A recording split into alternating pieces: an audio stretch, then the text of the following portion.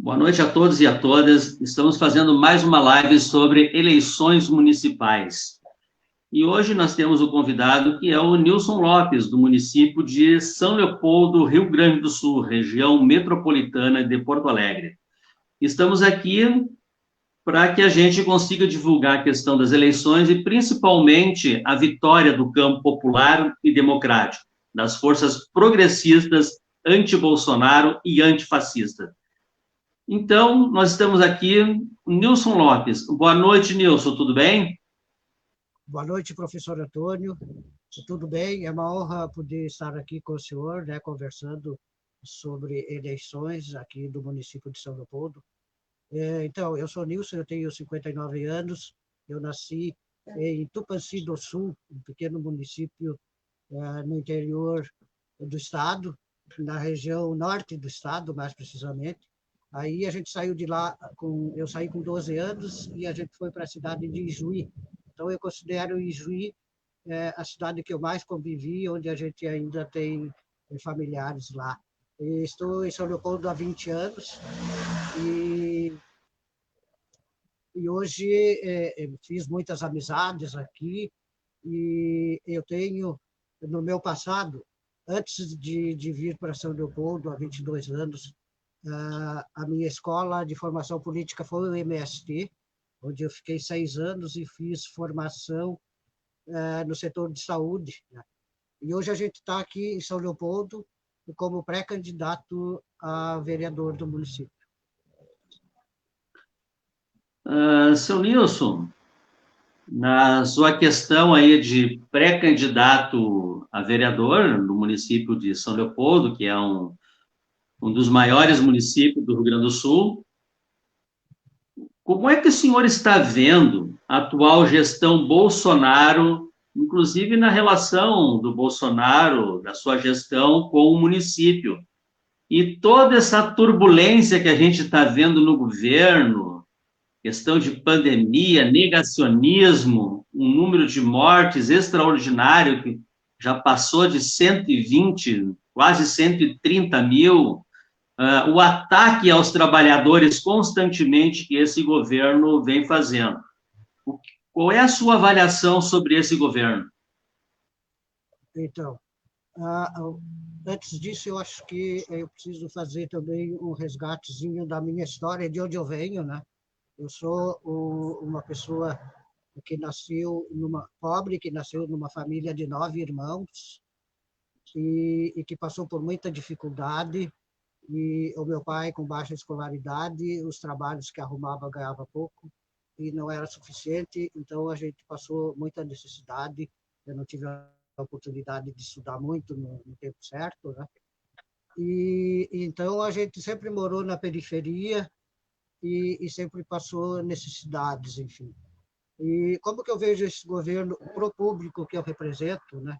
É, o público das comunidades pobres, com corte de direitos do trabalhador, corte de orçamento da educação, corte de recursos da saúde, né?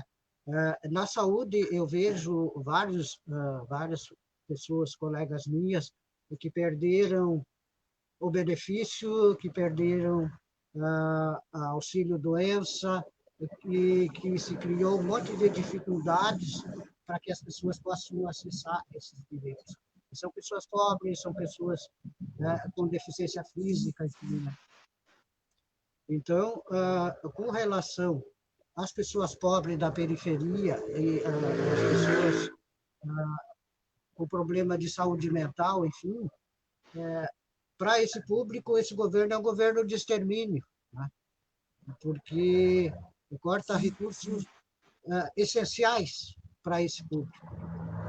Porque a gente entende que para o público vulnerável da periferia, cortar recursos da educação, cortar recursos do Bolsa Família, dificultar o acesso, que é praticamente expor essas pessoas à morte. E que a pandemia do coronavírus e o negacionismo do governo federal só acelerou o número de mortes, né? Porque a gente vê que tem pessoas que se convenceram de que realmente é uma gripezinha e que não tem que usar máscara e que não tem que se prevenir. Então, a gente vê que é um absurdo, né, o que está acontecendo, principalmente para o público mais pobre, que é o público que eu represento. Seu Nilson, a questão assim, ó, entrando nos temas mais do município, que é a sua proposta aí de luta na comunidade, né? A questão da saúde, como é que dá para trabalhar na Câmara de Vereadores aí? Como é que dá para trabalhar mais na questão da saúde do município, que é um dos problemas sempre muito grave que tem, porque o poder público, principalmente o federal, o estadual, eles não cuidam da saúde, existe uma negligência, né? E por mais que o município tenha interesse e boa vontade, lhe falta recursos para poder atuar na área da saúde. Então, eu lhe pergunto, então, a área da saúde, o que vai dar para fazer aí? Então, a gente tem propostas, né? Ainda essas propostas, esses planos, essa plataforma, ela ainda está sendo construída, mas, em primeiro lugar, eu vejo que a defesa do SUS é o principal fator, que a gente defenda o SUS, a implementação do SUS, né? Que ele realmente seja aplicado na sua integralidade. Ele tem um texto maravilhoso, o texto do SUS é perfeito, ele vê a pessoa de forma completa. Porém, com relação a isso, a gente tem muita dificuldade, tem problema de gestão, e de que ele seja, de fato, concretizado na vida das pessoas. Também a gente tem experiências com relação à prevenção, né? Educação popular sobre saúde, de falar sobre saúde nas comunidades, através de educadores sociais. A gente também, enquanto prevenção à saúde, a segurança alimentar e nutricional, ela é um fator primordial, né? Com relação a isso, para as comunidades pobres, a gente tem propostas de outros municípios e de outros estados, como restaurante popular e comunitário, restaurante solidário, que é uma modalidade que a gente aprendeu, e onde as próprias comunidades são gestoras, né, desse restaurante, o incentivo a hortas comunitárias, nas associações de moradores, nas escolas da periferia, né, hortas escolares, hortas de quintais nas propriedades onde houver interesse, e que essa dificuldade que eu aprendi lá no MST, onde a gente fazia manejo ecológico de solo, a gente estava distante de médico, né? Era difícil o acesso, e a gente tinha que fazer a prevenção e praticar saúde com os recursos que a natureza nos oferecia. Então, acredito que o início para melhoramento da saúde é a alimentação, né? É a prevenção, é a promoção da saúde através da informação. E um fator que a gente tem observado, morando na periferia e precisando do médico clínico, é a questão das filas, principalmente. Que ainda hoje tem gente que precisa chegar à meia-noite no postinho para poder pegar a ficha para ser atendido 8 horas da manhã. Então, essa é uma dificuldade que a gente tem e que a gente já ouviu, né, muitas sinalizações para que as filas acabassem e para que houvesse o agendamento eletrônico. A gente ainda não atingiu isso, pelo menos nos postos de saúde da periferia. O senhor Nilson, o senhor já falou um pouco sobre isso, mas vamos dar uma aprofundada. Antes, eu quero lhe fazer uma pergunta. Em São Leopoldo, qual é o seu bairro que o senhor mora? Como eu sou de Canoas, dá uma situada, qual é o bairro? É longe do trem, do centro? Quais as características do seu bairro? Então, o meu bairro é o bairro Rio dos Sinos. E ele fica na Avenida Mauá. Eu moro na Avenida Mauá, 550, fica a 150 metros da estação Rio dos Sinos do trem. Então, do lado que eu moro, a maioria são pessoas idosas, aposentados, né? Como eu moro com a minha mãe é uma aposentada, e é um local pequeno. Do outro lado da avenida é a Vila Progresso.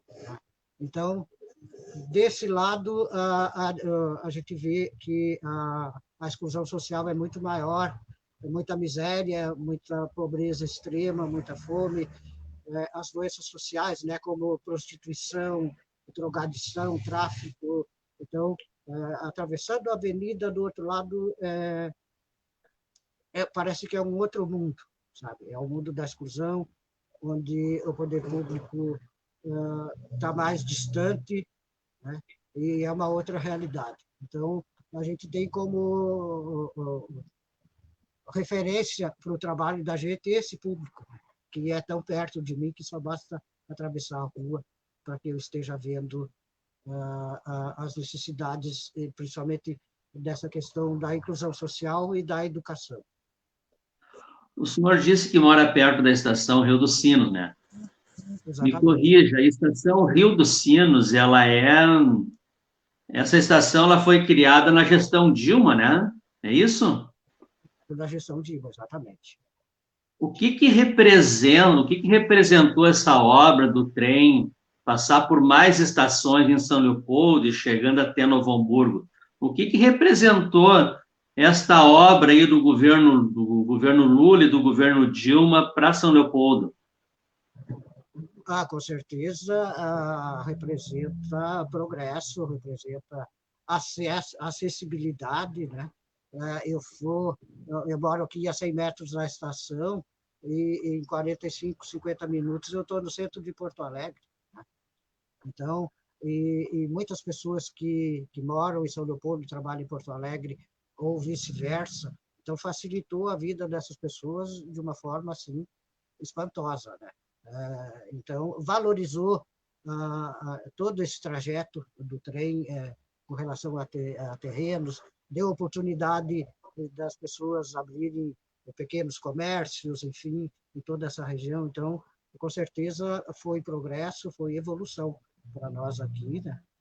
Muito, muito. Né? Facilitou a vida, principalmente para a gente resolver questões em Porto Alegre, que é a capital, e a gente ficou muito mais próximo agora. Claro. Voltando a outra questão que eu queria que a gente desse uma aprofundada, né? O senhor até comentou na questão da saúde ali, que é a questão da segurança alimentar. Que a segurança alimentar, nós temos uma questão da desigualdade social no país que é gigantesca. Por um lado, nós temos um problema grave da obesidade, e do outro lado, nós temos pessoas passando fome. E aí os governos não conseguem chegar num meio termo. Para ter uma ideia, essa semana, os 5 quilos de arroz já está mais de R$ 25. E o arroz sempre foi um dos alimentos mais baratos que nós sempre tivemos. E agora nós temos um alimento extremamente caro agora. Mas dentro dessa complexidade os que têm muito e os que têm muito pouco, ou quase nada, nós conseguimos trabalhar com a segurança alimentar? Então, eu acho que essa pergunta é muito boa. A gente vem trabalhando com a proposta de que o Estado possa garantir a segurança alimentar. E que, aos poucos, como eu falei, com relação ao incentivo das hortas, seja elas comunitárias, seja a horta de quintal, seja a horta nas escolas, e a educação alimentar, né? Já no sentido de construir uma autonomia, além de produzir alimentos puros, saudáveis, né? Comida de verdade, e de estar praticando saúde, né? E que o restante seja garantido através do Estado, para que essa segurança alimentar seja garantida, né? Que é o direito humano à alimentação adequada. Inclusive, a gente, conversando com uma nutricionista, ela colocava a questão de que a alimentação fizesse parte do currículo escolar, a educação alimentar, principalmente nas escolas municipais, né, na educação infantil, e que isso se aprofundasse até na questão de prevenir a obesidade e tantas outras doenças que são causadas pela qualidade dos alimentos. Quando se fala em alimentação saudável, eu acho que deve já se questionar a procedência desses alimentos, de como que eles são produzidos, né? Eu acho que isso tem tudo a ver com obesidade, tem a ver com pressão arterial, com problema cardíaco, enfim, com tantos outros problemas que a gente vive no nosso dia a dia.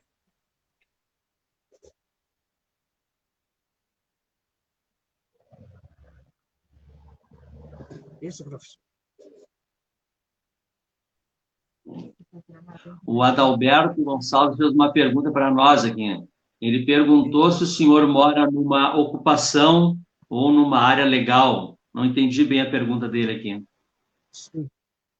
Eu moro... Está perguntando. Eu moro numa área legal. Eu moro com a minha mãe. A minha mãe é que mora no terreno, numa área legal, no bairro Rio dos Sinos. Isso. Outra questão agora, tá? Que vai estar interligada, na verdade, todas estão interligadas, né? A assistência social. O senhor deve ter percebido que nos últimos anos, principalmente 2015 para cá, 2016 para cá, nós tivemos um aumento significativo de pessoas nas sinaleiras aí pedindo dinheiro, pedindo comida, pedindo emprego, inclusive crianças, né?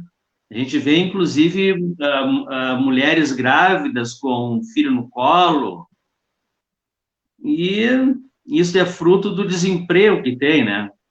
Sim. A assistente social, como é que a assistente social ela pode trabalhar aí articulado com a Câmara de Vereadores, com vereadores, ela pode trabalhar para tentar gerir, para tentar minimizar ou talvez resolver esses problemas, assim, que é da desigualdade social fruto do desemprego, né? Eu peguei a sinaleira, mas nós temos muitos outros problemas, né? Sim, o que o senhor acha dessa questão? Pois o que a gente tem observado é que, a partir de 2016, né, quando houve o golpe e iniciou-se, então, um processo de corte de recursos e congelamento de recursos por 20 anos, na área da educação, da saúde e principalmente na assistência social. E hoje a gente vê os impactos disso, exatamente como o senhor falou, na sinaleira, enfim. Eu sou fruto de políticas públicas da assistência social. Eu tive problema com o alcoolismo, eu precisei me tratar, enfim, eu tive dificuldade. E o que aconteceu comigo? Eu peguei em 2010, 2011, 2012, políticas públicas nas 3 esferas de governo, né? E que elas eram políticas públicas combinadas: saúde, saúde mental, assistência social, trabalhadores comprometidos, né? Equipes técnicas completas. Então, a partir de 2016, a gente vê o sucateamento dos serviços da assistência social, as equipes de atendimento diminuídas, né? E um trabalho muito mais de faz de conta e de assistencialismo do que de inclusão social, que é o que deveria ser feito. Então, a gente prega nas nossas falas que a inclusão social ela se dá a partir da escuta do profissional com relação ao indivíduo e se colocando em prática o princípio da equidade do SUS, que diz que tratar o indivíduo de acordo com as suas necessidades. Então, o serviço ficou precário e ele é um faz de conta e não atinge esse nível, né, que deveria atingir de incluir socialmente a pessoa, de construir nela protagonismo, né, de que ela seja uma pessoa com autonomia para produzir a sua própria existência enfim, projetos, enfim, e sustentar a sua família. Sim.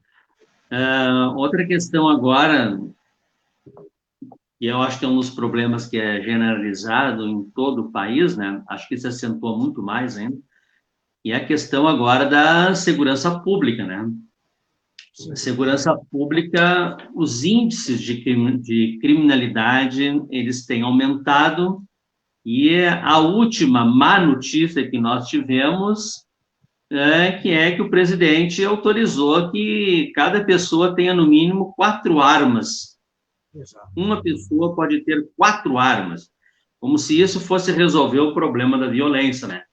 Mas a questão da segurança pública, como é que dá para trabalhar a segurança pública nesta violência que a gente está vivendo?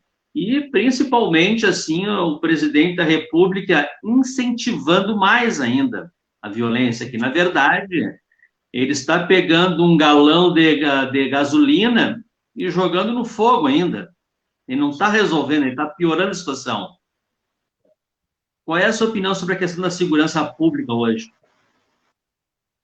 Então, como eu sou representante da minha comunidade no Conselho Municipal de Segurança Pública, e a gente, então, está sempre lá falando sobre os excessos cometidos, seja pela Brigada Militar, pela Polícia Civil ou pela Guarda Municipal, né?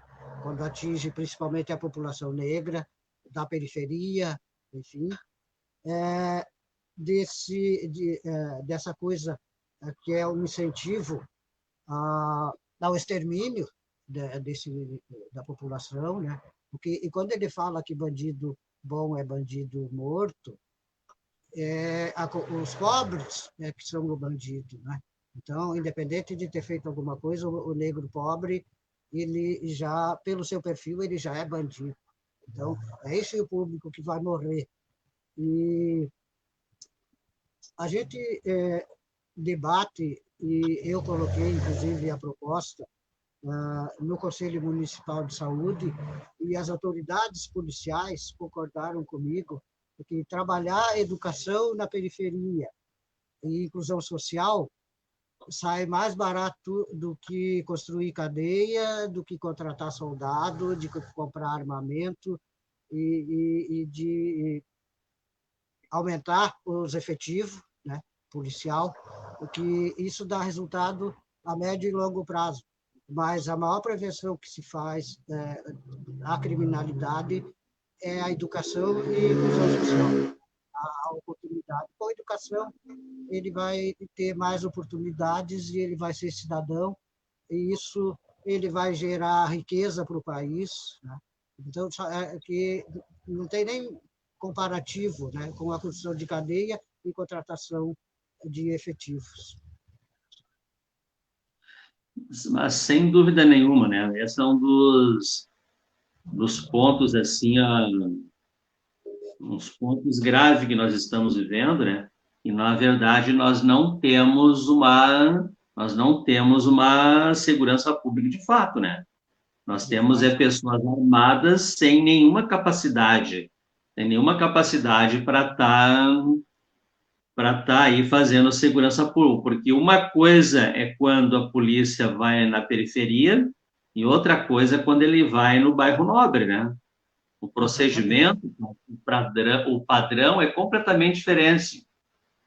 Pois bem, dá uma lida aqui no comentário aqui do Paulo Sérgio. Seu Nilson, você acha que é importante acesso no município em educação para jovens e adultos? Qual o papel do vereador para incluir os mais de 40% da população de São Leopoldo sem ensino fundamental completo? Aqui está perguntando se o senhor acha importante a questão do EJA, né? É o estudo de jovens e adultos, né? O supletivo. O que o senhor acha sobre isso? Então, eu sou estudante do EJA, adulto, né? Educação de Jovens e Adultos. Eu tô fazendo o ensino médio agora, 42 anos depois de ter parado de estudar, quando eu concluí apenas o ensino fundamental. E a gente tem como proposta, inclusive, de lideranças comunitárias que disseram isso. A gente precisa de um espaço de integração da juventude. A gente não tem mais esses espaços na periferia, seja oferta de cursos de alfabetização, né, de EJA, nos espaços de acolhimento institucional, né, seja lá onde as pessoas, as crianças em situação de risco estão acolhidas, né, que possa oferecer EJA, que possa oferecer telecentro, que eles possam se relacionar com a sociedade e que a ociosidade ela é doentia. Então, nas associações de moradores que possa estar acontecendo EJA em curso de alfabetização, então, e de construir junto com a comunidade isso, de conversar com eles e de ver o que melhor funciona naquele local com aquelas possibilidades que aquela região oferece.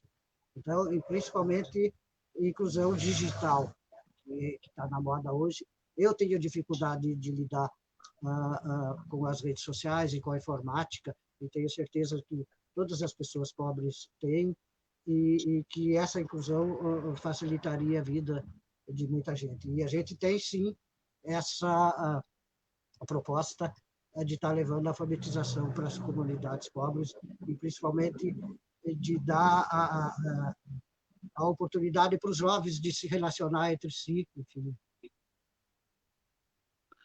Outra questão, aqui a Cibele Silva. Parabéns, seu Nilson, por voltar ao estudo.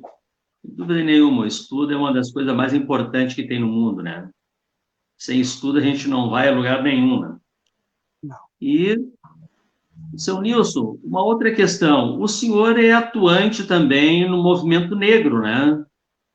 Queria que o senhor desse uma falada sobre a questão do movimento negro e, principalmente, no Brasil aí, que a gente tem... A população negra é sempre a que mais sofre questão de desemprego, na questão da saúde, apesar que nos governos Lula e Dilma nós tivemos um grande avanço que foi na questão das cotas, né? Nós tivemos um número de pessoas negras significativo na universidade. Isso foi um grande ganho que a população negra teve. Mas, bom, a discriminação, o preconceito não termina. Nos Estados Unidos, lá o que acontece é horrível, apesar que no Brasil acontece muito mais do que lá, né? Mas aqui se mostra muito pouco, e de lá se mostra muito. Dá uma comentada sobre a questão aí do preconceito, do racismo e do movimento que o senhor participa. Isso. Então, como eu falei, eu sou integrante da UNegro e sou também conselheiro municipal de promoção da igualdade racial. Eu sempre digo nas minhas falas que, para compreender o momento atual, é preciso compreender o processo histórico que determinou que esse momento seja dessa forma. Então, se a gente voltar um pouco na história, aí voltar lá para, entre aspas, libertação dos escravos, né? Então, estudos indicam que o negro, ele simplesmente ele foi, entre aspas, libertado, ele saiu da senzala, mas não lhe foi dado nenhuma oportunidade, ele não poderia ter acesso à terra ou a nenhum financiamento que permitisse que ele pudesse sobreviver, né, e evoluir enquanto ser humano. Enquanto que estrangeiros, imigrantes europeus, eles tinham acesso à terra e eles receberam financiamento do governo. Então, eu imagino que a população de rua já nasceu na negritude, lá na libertação dos escravos, né? Para os negros que não conseguiram voltar para o seu país de origem e que não conseguiram, eles não tinham como viver, né? Eles, então, ficavam embaixo das árvores, no mato, o que hoje é o pessoal que fica embaixo do viaduto, né? E que mora em barracos improvisados, enfim. Então, e aí, dentro desse contexto, é muito recente o caso do George Floyd nos Estados Unidos, né? E da repercussão que causou nos Estados Unidos, e que ainda hoje existe uma tensão social lá, da população indo para a rua e quebra-quebra. E aqui no Brasil, duas situações chamaram muito a atenção, mas isso acontece a todo momento, né? O João Pedro, que foi morto pela polícia na favela, e o caso do Miguel, também, né, que chamou bastante atenção e que a mídia deu bastante visibilidade. E se a gente for olhar hoje no Brasil, a maioria da população carcerária é negra. A maioria da população, o 90% da favela é negra. O Rio Grande do Sul e Santa Catarina têm um diferencial de que, ainda que seja a maioria do excluído negro, ele tem uma população branca também, né, que ela é excluída e que ela também está no mesmo patamar do negro, na mesma condição social. Mas nos outros estados a gente vê que é o morador de rua, o favelado, o negro, o bandido, enfim, ele é a população negra. Tanto que a gente ouve, às vezes, por conta de tudo isso, pessoas dizendo, mas então os negros eles praticam mais crimes, porque são maioria na cadeia. Não, porque ser negro, né, já expõe ele a uma condição de bandido. Isso é uma questão que o senhor falou, uma questão histórica, né? E nós temos que avançar em muito nisso, né? Nós estamos muito atrás ainda. Acho que nós tivemos um bom começo nos governos Lula e Dilma. Uma pena que isso foi interrompido agora brutalmente, né? Mas a gente ainda pode retomar, né? E eu penso que essas eleições, como ganhar mandatos, eleger vereadores, isto é fundamental, porque a gente tem que ter uma voz diferenciada na Câmara de Vereadores, né? E eleger prefeitos também comprometido aí com essas causas. Seu Nilson, o último ponto agora, que na verdade o senhor já falou sobre ele, né? Mas vamos retomar, porque é gigantesco, né? Que é a questão da educação popular. Exatamente. E eu quero usar uma frase do Paulo Freire, o grande educador brasileiro, né? E ele é muito odiado por isso, né? Antes de fazer a pergunta, vou contar uma pequena historinha do Paulo Freire, que é interessante. Quando antes de acontecer o golpe de 64, em janeiro, ele foi convidado pelo João Goulart, o presidente, que foi deposto, a participar de um grande plano de alfabetização, porque ele tinha um método, ele ensinava as pessoas a lerem e a escrever em uma semana. Isso é um método revolucionário, isso. Em uma semana apenas, ele conseguia fazer as pessoas ler e escrever. Pois bem, quando teve o golpe, ele foi um dos primeiros a ser preso e depois expulso. E aí a pessoa que prendeu ele, que nem, na verdade, nem sabia por que ele estava preso, nem sabia, ficou sabendo que ele era professor, e pegou e perguntou para ele: o senhor não quer ensinar os guardas aqui a ler, a escrever, que eles não sabem? E aí o Paulo Freire respondeu: mas é por isso que eu estou preso, é por isso que me prenderam. Queria que, em cima dessa questão da educação popular e dessa experiência do Paulo Freire, o senhor falasse sobre isso. Então, quando eu coloco inclusão digital, oferta de alfabetização e EJA nos espaços de acolhimento e nas comunidades, né, e que eu coloco a necessidade de agentes multiplicadores de cidadania em bairros como o meu, onde o índice de exclusão social é muito grande, eu coloco também uma frase de Paulo Freire, que dizia que ninguém educa ninguém e que as pessoas não se educam sozinhas, mas que elas se educam entre si. Que ninguém se educa sozinho e ninguém educa ninguém, mas as pessoas se educam entre si. Então, um espaço de integração, ele já fomenta essa educação, essa troca, né, de saberes da sociedade, que a gente está muito individualizado. Redes sociais, dentro de casa, o pessoal está no celular, outro no computador e conversa pouco. E esse espaço de integração é exatamente para as pessoas interagir, para elas conversarem e para que haja essa troca de saberes. Então, eu também sou fã de Paulo Freire, e ele fala também que temos que diminuir a distância entre o que dizemos e o que fazemos, para que um dia a minha fala seja a minha prática, a minha ação. Verdade, sem dúvida. Nesse sentido. E, então, a gente não tem o perfil do político padrão, a gente é povo, é povão, vem do povo, fala a linguagem do povo, né? E está com o povo, e a gente está aí, então, dando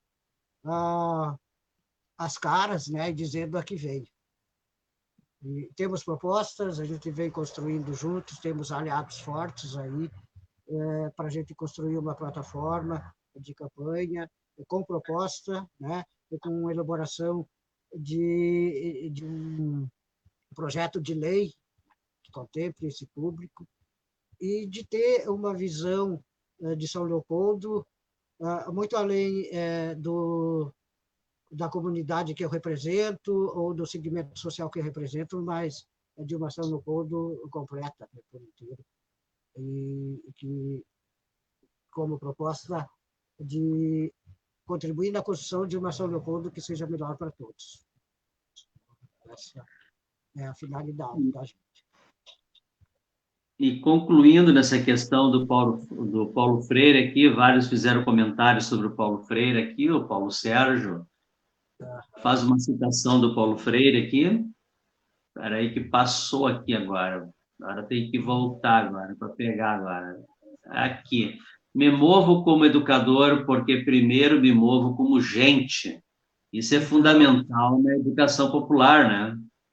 Exato. Depois, a Tayara, essa frase de Freire é o exemplo da resistência e importância do coletivo na educação popular. E pensar em fazer coletivamente seu Nilson, grande educador popular.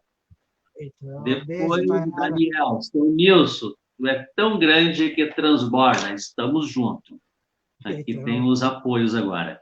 E eu acho que assim, seu Nilson, a sua história de vida, de luta, ele se encaixa também numa boa frase do Paulo Freire, né? E o senhor conseguiu romper algumas questões importantes, e ela é muito difícil.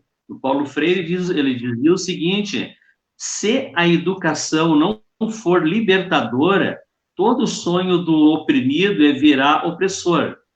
Isto é, quando ele subir um degrau a mais, ele quer massacrar os outros, e o senhor consegue romper essa lógica. Isso é fundamental, né? E a gente consegue,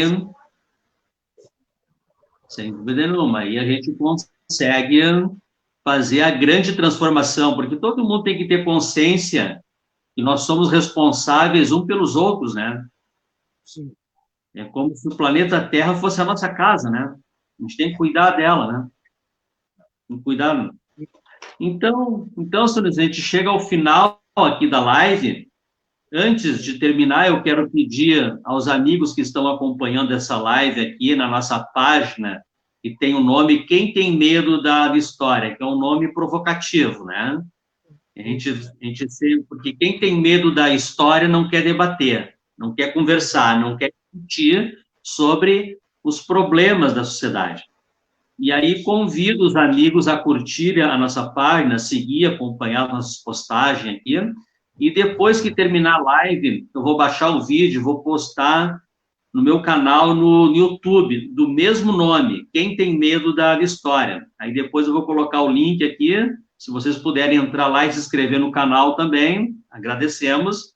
E lhe desejar, seu Nilson, uma boa luta, uma boa vitória, e nós precisamos do campo popular e democrático na Câmara de Vereadores. Lhe dou a boa noite e o senhor faça suas considerações finais. Então, eu me sinto muito honrado de poder estar aqui conversando com o professor e de estar fazendo essa live, né? Agradeço as pessoas que estão ouvindo e que participaram, que interagiram, né? Que são aliados, né? Como eu falei, que a gente isso é uma construção coletiva, né? A minha pré-candidatura, e eu me sinto muito honrado com isso. E a gente está à disposição aqui, professor, para nessa construção, estar trabalhando junto e contribuir e participar, enfim, o momento que o senhor dispor de mais tempo, a gente está aqui e vamos conversar. Inclusive, eu vou estar curtindo as suas páginas aqui, e agradeço a pessoa que intermediou, que foi o professor Ricardo, né, o amigo que está envolvido junto comigo. Então, eu só tenho a agradecer. E até uma próxima oportunidade. Que bom, então. Uma boa noite e uma boa luta. Obrigado, seu Nilson. Também.